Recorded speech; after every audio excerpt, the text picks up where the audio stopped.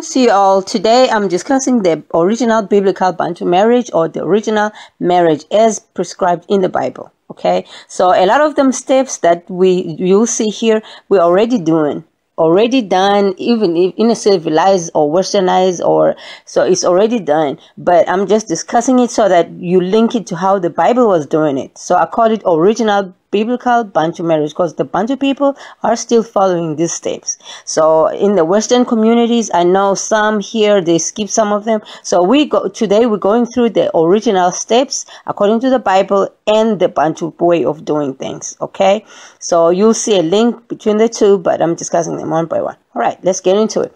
So the first part is the easy one. The man will spot a woman that he thinks is going to be his wife, he's got a potential and so forth. So in the olden days, it would be either the women went to the river to get some water or wherever they see. But the point is the men will see a woman, okay? Now, these days, there's different media, wherever they see each other in the community, wherever, gym, workout, wherever.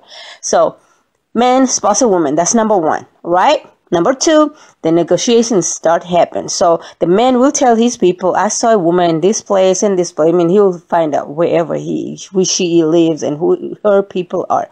And then the man will send, I mean, I've got a video detailing this, but I'm just going through the steps. It's more like a summary of the other video I did. So now, number two, so the man's people, now preferably it's the uncles who go out there, because the parents of the man, or there might be, the uncles are the ones that are in between, they're neutral, they're not biased. Listen to my other video for one more detail. So usually, so the number two is the negotiation. So the man's family go to the woman's family to negotiate. Our son has seen your woman, has seen your daughter, no woman, your daughter to be his woman, and blah blah blah.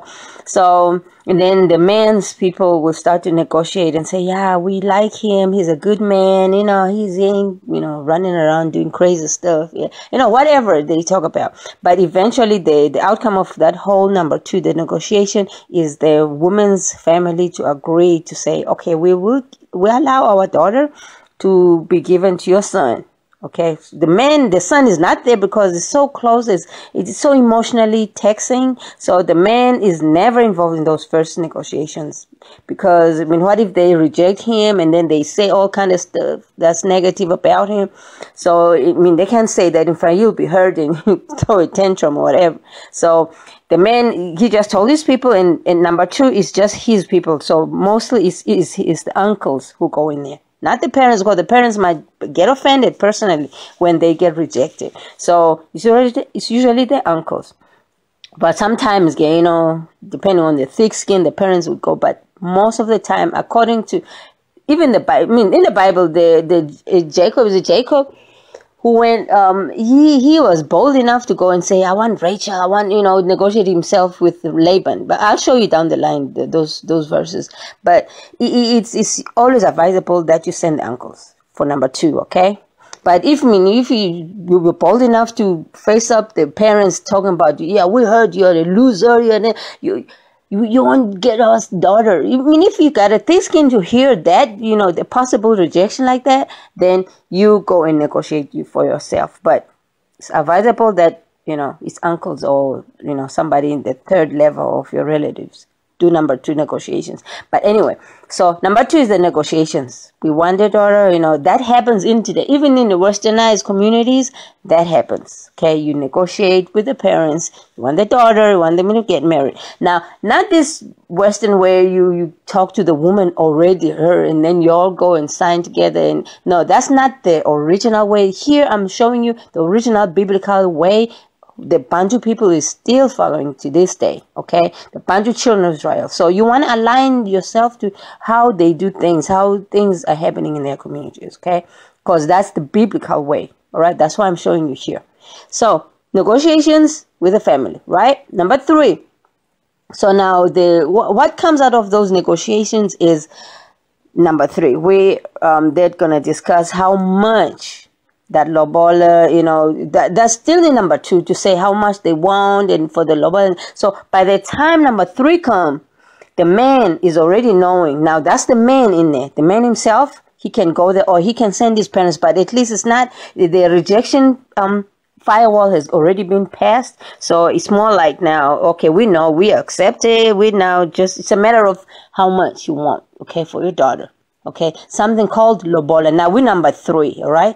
We're talking about the how much now. Number 3, which is called lobola. Lobola is what the man's people or the man gotta pay. So it's actually the man who's responsible for that. He can send his uncles to go do the payment, but the money is coming from the man, the husband, potential husband. So he called lobola. So he pays to the woman's family, to the parents of the bride, parents of woman, to say, this is how much y'all said you wanted it. In number 2 negotiations, y'all said you wanted this. Yeah, I'm coming here to honor. I'm paying this. I'm here by myself, or my parents coming with me, or whatever.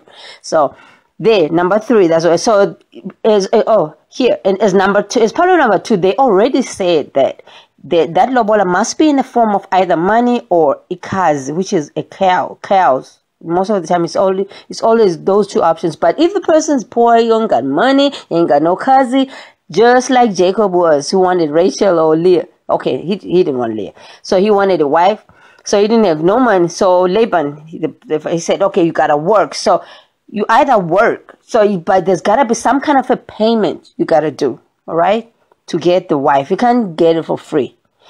In the Western communities, which is the wrong way, there is no lobola. There's only wrong way as in compared to the biblical. Okay, now remember, we're discussing the biblical ways now.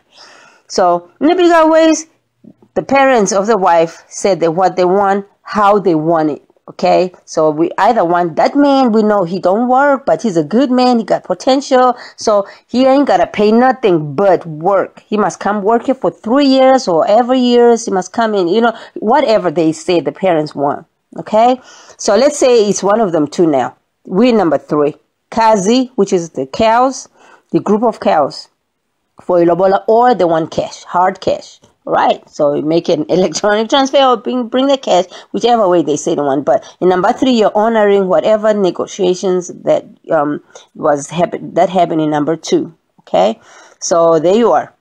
So when all of that is done, then we get it. Now, when all of that, 1, 2, 3, nobody is sleeping with nobody. All right, you still negotiation. You don't sleep with the woman. You don't even stay with her. I mean, unlike how things happen these days, biblically, it's not how it's supposed to be. All right, biblically, no one is touching no one. No one sleeps next to no one.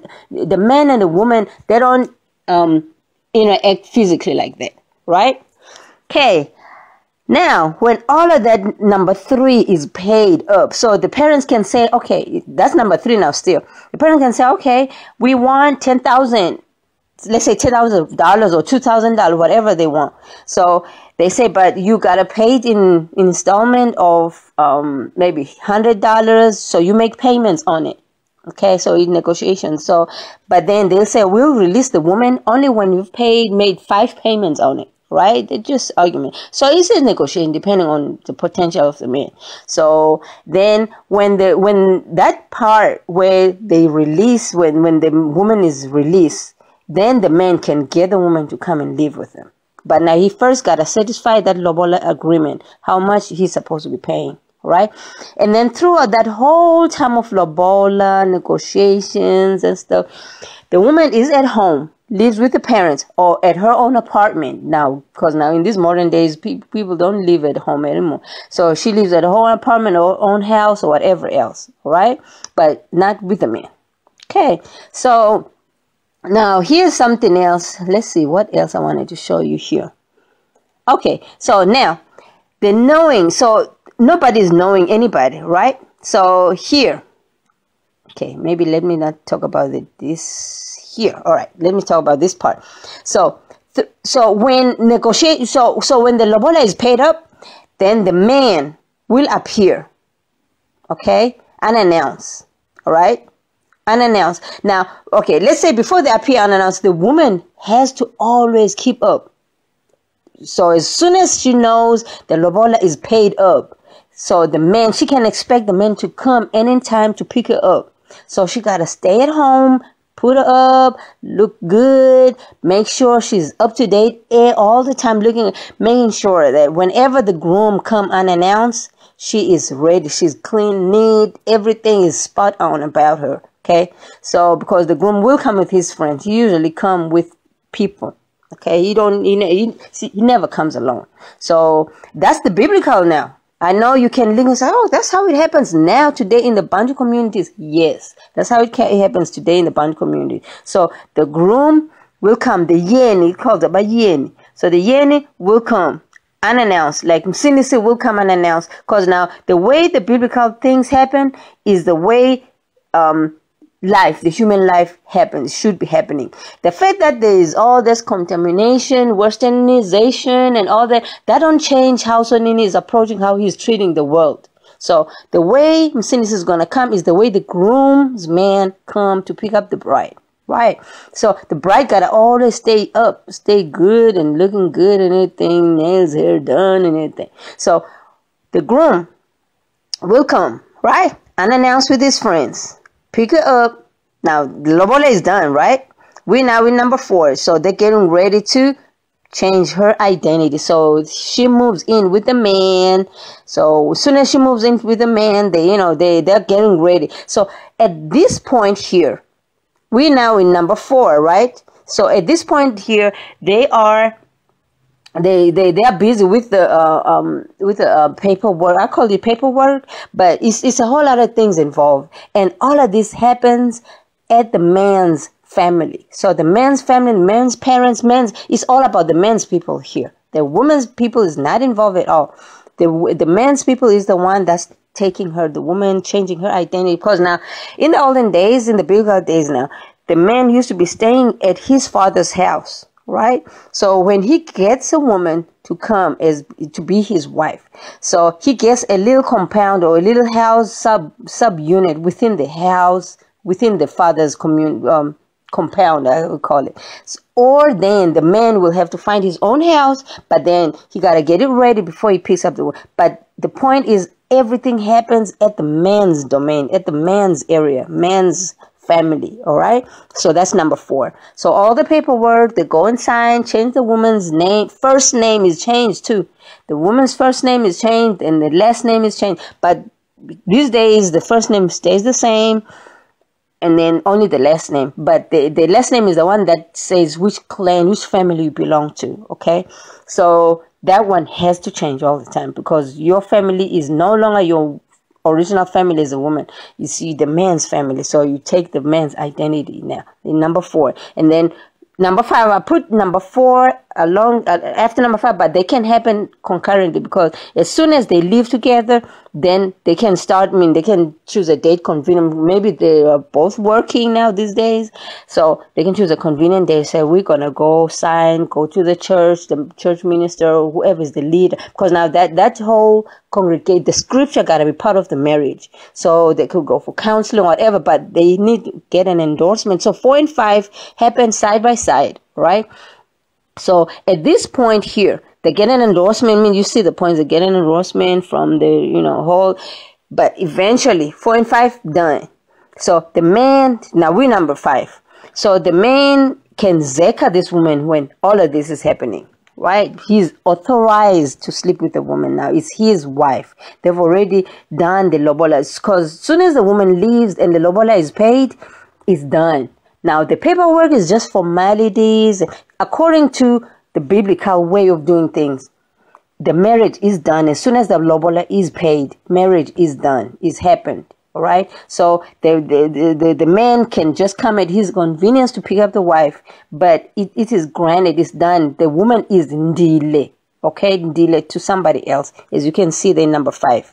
So the man can zeka that woman now, and the woman is ndile to that man, all right, because the man has paid the lobola and picked her up. All right. Even if he hasn't picked her up, the fact that he's paid lobola for her, that means, and is paid up, that means now I don't want to say he owns her, because it's got a different connotation to it, but now it's his wife, okay? Nobody else can claim her, right? Okay, so now there you go. So the Zeka. Now let's dwell on the name Zeka, because look in the Bible. Because now in the Bible, even the lobola was there in the Bible anyway. Like, I'll show you here. So let's talk about the zeka one. The word zeka means to know somebody, right? Just to show how the Bible, whoever the translators were, they were looking at the Bible that was written in Bantu language. But then when they were translating, sometimes they take a word and mistranslate it into the English. Let's say it was the English. Okay, back it was Latin, because the southern part of Africa was colonized first before the English and Boer Afrikaner people came. It was colonized by the Romans and the Greek. Okay, so Latin, the Romans were speaking Latin. So it was the Latin and the Greek language. So whoever was translating from Bantu language to Latin, which was later in English. Now, that Latin, that English, let's say English now, because we speak English. So it was known. They took a word that says zeka. Okay, to zeka somebody is to take a wife, to sleep with somebody, actually, because you can't take a wife without. So it's sleeping with somebody is called uzeka somebody, right? So, but now when they took that word from the Bantu scrolls, they took zeka. I said, okay, zeka is to know. They were probably using a dictionary or whatever they were translating through a paper, because they use it in a different context. Because it's not to know. Zeka means know. Zeka also means to sleep with a wife. But in English, it's two different words, right? But then they started using that word, zeka, in know. No, it's two different words. It could mean know, but in this context, it means to sleep with somebody. So it's not knowing somebody, it's sleeping with somebody. But anyway, so as we can see in the Bible, it's usually in Genesis 1:4, Adam and Eve, knew his wife, and she conceived. So that's not knowing, that's sleeping with the wife, and she conceived. And then verse 25, then Adam knew his wife again, and she bore a son. So that means he slept with somebody. That's sleeping with somebody. So, that's reproducing, right? So it's not know somebody. I know this person by name. It's not that kind of know. But the translators just saw zeka in the Bantu scrolls. They ran and saw zeka means no. No. They didn't understand the full context of what's going on. All right, let's carry on. So where were we now? So number 5 has happened. So there, the woman is in deal. Now 6 is optional. Now remember, now there was that big lump sum money. Let's say there was cash that was paid. So if there was cash that was paid, then they do the ceremony there. That's why I said it's optional, because sometimes the man worked for the lobola. He didn't have money to pay. Sometimes he brought in cows. So they won't pay. So, but most of the time what happens is if the lobola was in cash form, because now the whole wedding and all that fun stuff is done by the woman's family. So that lobola money pays for the ceremony, right? That's how it happens. The man is done. He got a wife. He's done. He got what he wanted. Now, if they want a party or anything, it's the woman's family who's responsible for that, because it's outside this whole thing. It's not part of the marriage. It's a fun thing. It's to bring your friends from all over the world to come and celebrate what you just achieved. And now most of the time it's the woman who wants this to happen. But then, these days it's like both sides. But it's number 5, up to number 5, that's where everything is done. All right, the family starts. You're married now. Number 6 is optional, right? And then the lobola money pays for all of that. Okay, I don't know what else I didn't tell you about all of this here. Let's see, what didn't I say? All right.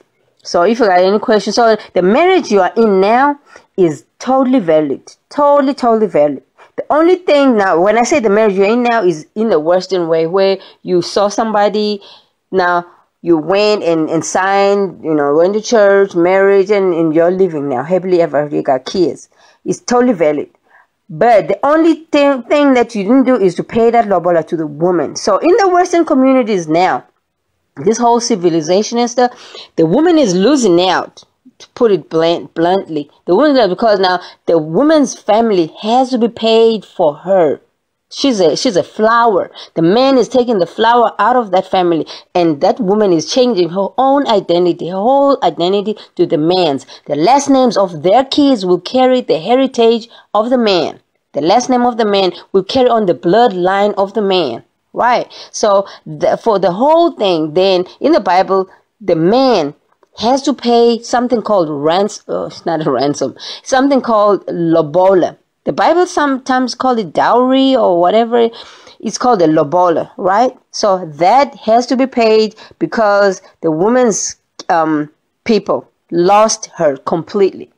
But now in this Western communization, sometimes the woman will run back home, when they're fighting with the husband. That's not supposed to be that way, right? Because it's done and dusted. I mean, let's look at some few places where the lobola was paid. Even in the Bible, the lobola is right there. Okay, this is all biblical steps. Let's look Exodus. If a man seduces a virgin who is not engaged and lies with her, he must pay a dowry. Now, this lobola is also applicable if a man sleeps with a woman and they're not married.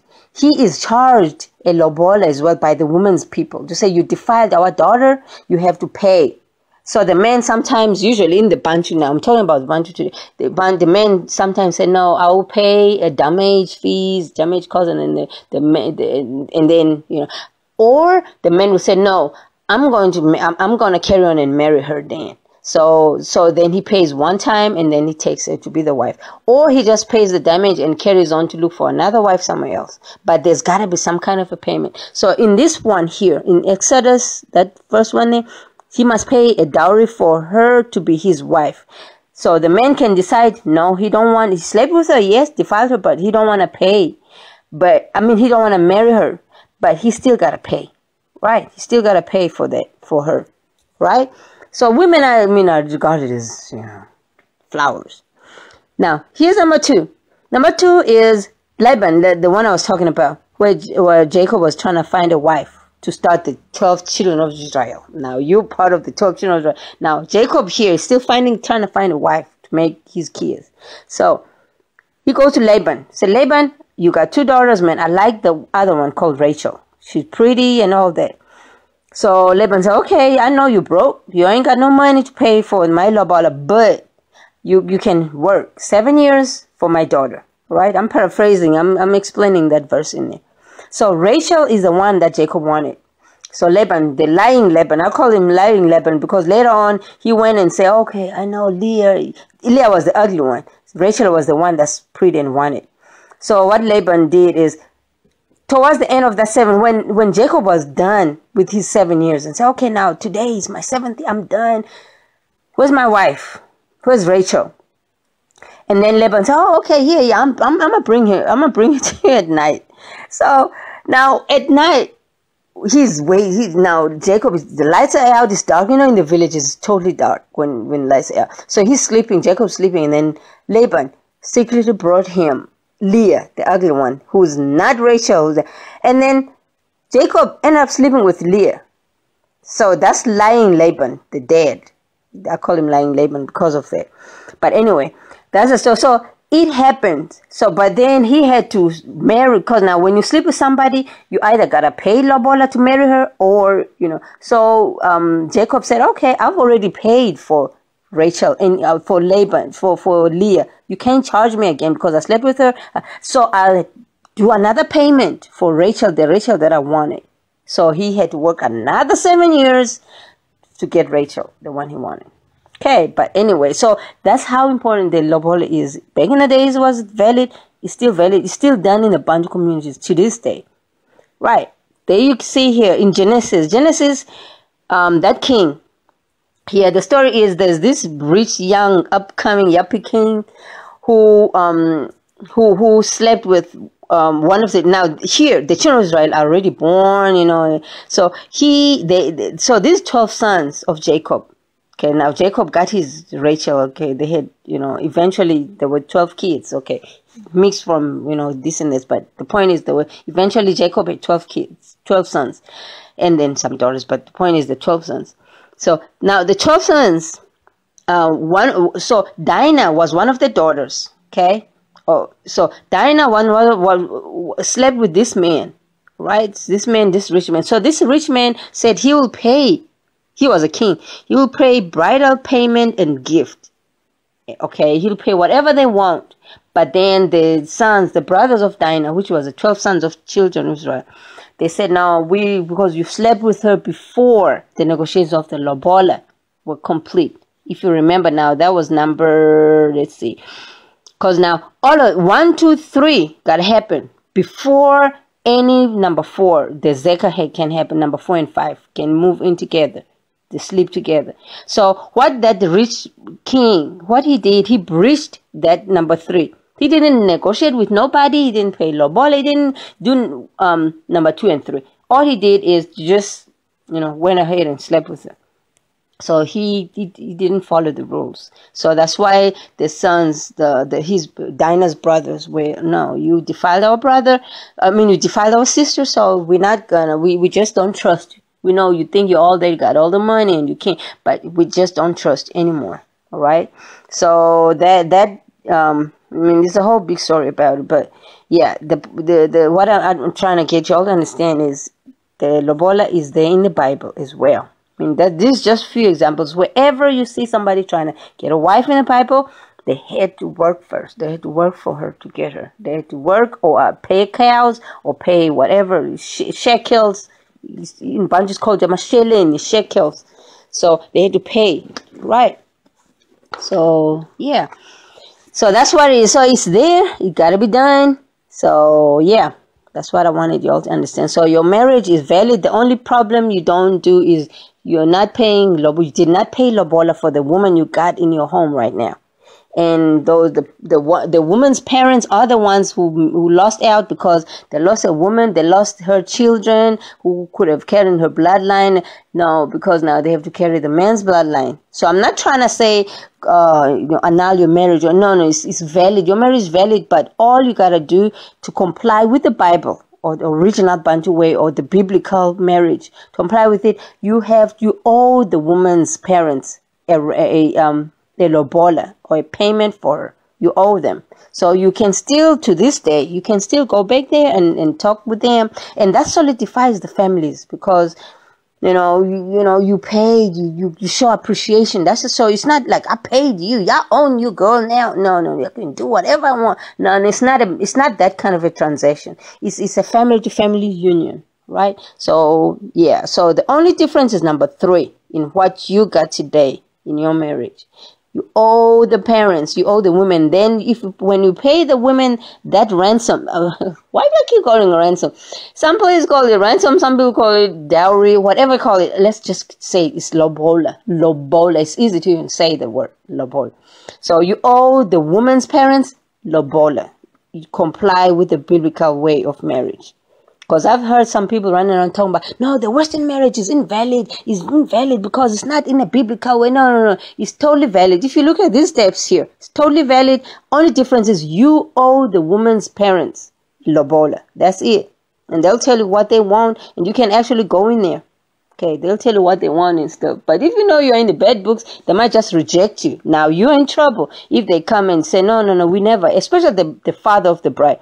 If he says, no, we actually didn't even like you in the first place, so we're rejecting you, then you have a big problem. Because biblically, that's been annulled. Now, you can, in the Western community, you already signed, but if the parents' blessing, if that number 3 was breached, the parents' blessing is not there. But most of the time people go marry because the parents' blessing is there. But that, you cannot skip that number 3. And that part of number 3 is that lobola. So the only thing you don't have now is paying that lobola. Right? Okay.